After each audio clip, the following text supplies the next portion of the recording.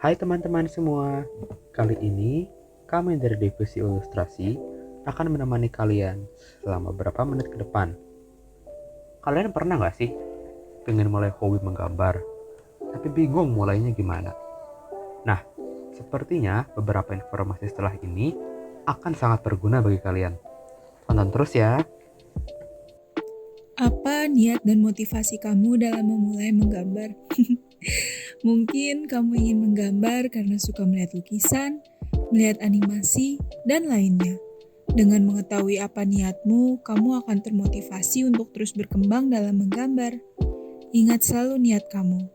Lalu terapkan selalu niat itu pada dirimu sendiri dan jangan lakukan setengah-setengah karena niat adalah hal yang paling awal untuk mulai mengerjakan sesuatu. Selanjutnya, jangan mudah menyerah. Kamu harus semangat dalam belajar menggambar. Jangan karena hasilnya masih belum sesuai ekspektasi, kamu langsung menyerah. Atau hasilnya belum kelihatan, kamu malah bosan dan tidak mau melanjutkannya lagi. Jika kamu mulai frustasi dengan gambarmu, istirahatlah sebentar dan kembali melanjutkan karyamu saat kamu tenang dan dapat semangat itu kembali. Percayalah, walaupun terkadang kamu tidak yakin dalam kemampuanmu, percayalah dengan dirimu sendiri bahwa kamu bisa. Selain semangat, saat belajar menggambar juga harus dilakukan dengan senang hati. Jangan melakukannya karena terpaksa atau tidak ikhlas. Hal itu bisa membuat kamu lebih sulit dalam berproses dan hasil karya pun menjadi kurang maksimal. Yang kedua adalah terus berlatih. Saat belajar menggambar, kamu harus rajin berlatih. Dalam sehari, kamu memiliki waktu 24 jam. Sisihkan sedikit waktu luang yang kamu miliki untuk berlatih menggambar.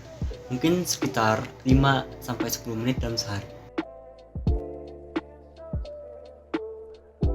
Apa yang perlu digambar? Jika kamu hanya memiliki sedikit waktu, gambarlah bentuk-bentuk yang mudah atau berada di dekat kamu, atau sekedar coret-coret supaya tangan kamu tidak kaku saat menggambar. Selain rajin berlatih, kamu juga harus percaya diri dengan gambarmu. Walaupun mungkin hasilnya belum seperti apa yang diharapkan, tetapi kamu tidak boleh merasa rendah diri dengan hasil karyamu. Karena itulah salah satu tujuan kamu belajar menggambar, yaitu agar karyamu bisa seperti apa yang diharapkan. Kamu tidak perlu membandingkan hasil karyamu dengan karya orang lain. Jika kamu ingin membandingkan, maka bandingkanlah dengan karyamu sebelumnya. Dan dari situlah kamu bisa mengetahui sudah seberapa jauh progres belajarmu dan dapat termotivasi untuk lebih giat lagi dalam berlatih.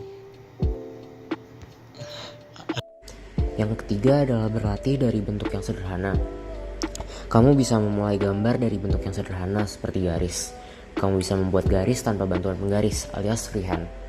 Jika kesulitan menggambar garis lurus panjang, kamu bisa menggunakan garis putus-putus. Dari garis putus-putus tersebut, kamu bisa menghubungkannya dan menjadikan garis panjang yang lurus.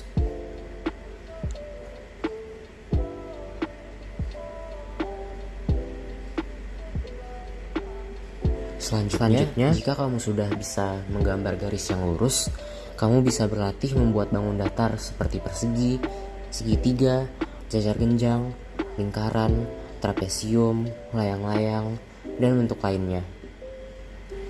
Dengan bangun datar yang sederhana ini, kamu dapat memanfaatkannya dengan bereksperimen dengan posisi, bentuk, ataupun ukuran dari bangun datar tersebut untuk membuat suatu komposisi yang koheren.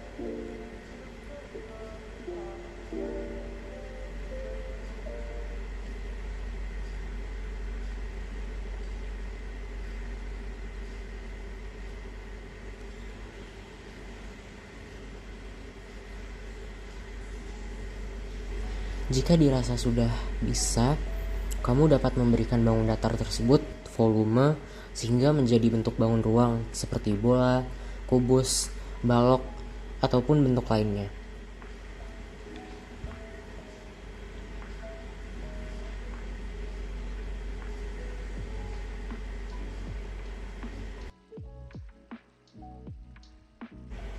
Terbiasa menggambar bangun datar dan bangun ruang bisa memudahkan kamu dalam menggambar, karena hampir setiap bentuk, barang, objek, ataupun hal yang ada di sekitar kamu pasti berawal dari bangun datar dan bangun ruang yang sederhana. Saat ini, teknologi semakin maju. Dengan adanya internet, kamu bisa mencari banyak sekali referensi yang dapat memudahkan kamu dalam berlatih menggambar. Banyak aplikasi atau website yang dapat kamu gunakan untuk menemukan referensi.